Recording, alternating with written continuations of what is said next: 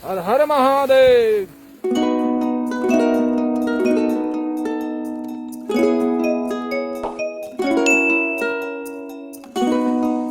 यह भारत की भूमि, जहाँ ऋषियों का जन्म हुआ, जहाँ मुनियों का जन्म हुआ, जहाँ ब्रह्मर्षियों का जन्म हुआ, जहाँ देवर्षियों का अवतरण हुआ, जहाँ राजर्षियों का जन्म हुआ, यह वह देश है। यह राजाओं का निर्माण नहीं, राज ऋषियों का निर्माण करता है, जो सत्ता पर रहने के बाद भी निर्मोह जीवन का आचरण करते हैं, हम सबके लिए एक आदर्श जीवन प्रस्तुत करते हैं, जिसको हम सब कहते हैं महापुरुषो गते निह स्वपंथा। जिस मार्ग का अनुसरण ज्ञानी जन करते हैं, वह सामान्य व्यक्ति के लिए एक मार्ग हो जाता है, एक पंथ हो जाता है, अर्थात उसके जीवन जीने का एक आधार बन जाता है, जिसको महर्षि वशिष्ठ भरत जी महाराज से कहते हैं कि समुझब कहब कर तुम सोई, धर्म सार यह हो ही सोई। ज्ञानी जन जो कहते हैं, जो करते हैं, वही धर्म का सार होता है। अर्थात जो प्रश्न महापुरुषों से जब किया गया कि धर्म का वास स्थान कहाँ है, तो वो कहते हैं कि महापुरुषों के हृदय रूपी गुफा में धर्म का वास स्थान है।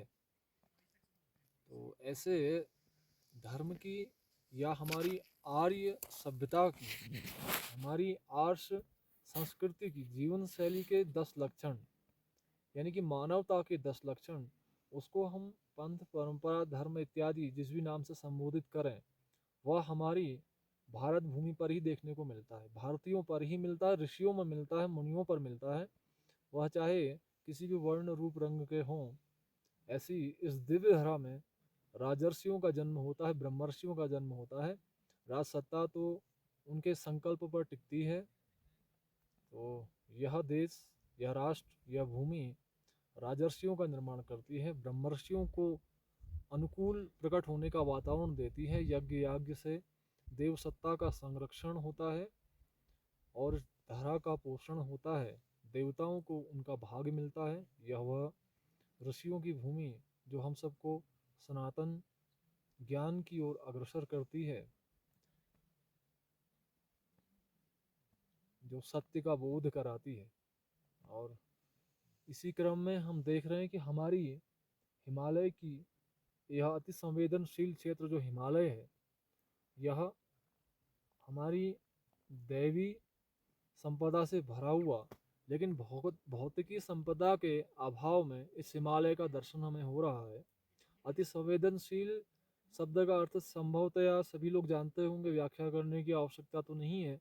संवेदनशील और अति संवेदनशील, अर्थात जिसमें संवेदनाएं होती हैं, ऐसा यह हिमालय। और वर्तमान समय में जिस समय हमें लगता है कि हिमालय पूरा ढका रहना चाहिए था, लेकिन हमें आधा खाली दिखाई पड़ रहा है। हमें हिमालय के विषय में ध्यान देना चाहिए, क्योंकि हिमालय हमारी जल संपदा का उद्गम स्रोत स्थल है। महाराजा भगीरथ द्वारा गंगा जी के प्राकट्य के लिए 5 पीढ़ी तक तप किया गया। 60,000 सगर पुत्रों का उद्धार करने के बाद माँ गंगा आज तक हम सभी का उद्धार कर रही है। लेकिन उसकी 3 जलधाराएं जो गोमुख से प्रकट होकर प्रथम जलधारा, द्वितीय जलधारा केदारनाथ माँ मंदाकिनी की तलहटी से, केदार घाटी से निकलती है, और बद्री विशाल से अलखनंदा तृतीय धारा निकलती है।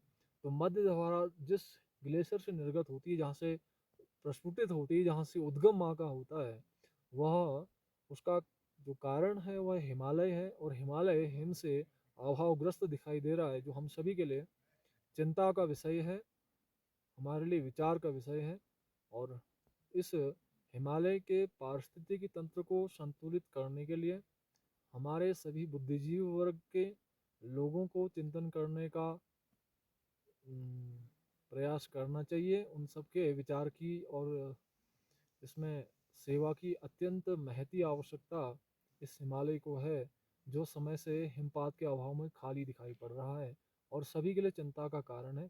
अर्थात हम इस समय हिमालय की हिम संपदा के अभाव में जी रहे हैं, जो हम सभी के लिए नुकसानदायक है। अर्थात यह ग्लेशियर हमारी नदियों के उद्गम के स्थान है, और जो हम सभी के लिए अत्यंत आवश्यक है, हमारी कृषि व्यवस्था के लिए, हमारी सभी व्यवस्थाओं के लिए, दैविक, दैहिक, दैविक और भौतिक तीनों प्रकार की संपदाओं को देने वाली माँ गंगा का उद्गम स्रोत में जल का अभाव या हिम का अभाव हम सभी के लिए विचारणीय और घातक है, जिसका विचार हमें करना चाहिए। तो हिमालय की इस दिव्य और दैवी संपदा से संपन्न इस परिवेश में हम सभी को उस आदिशक्ति हिमांचल के घर में अवतरित होने वाली माँ भगवती का यह जन्म स्थल, इसी से लगा हुआ हिमांचल पर्वत श्रृंखला जहाँ माँ गौरी का जन्म स्थान है, और केदार बाबा जो माता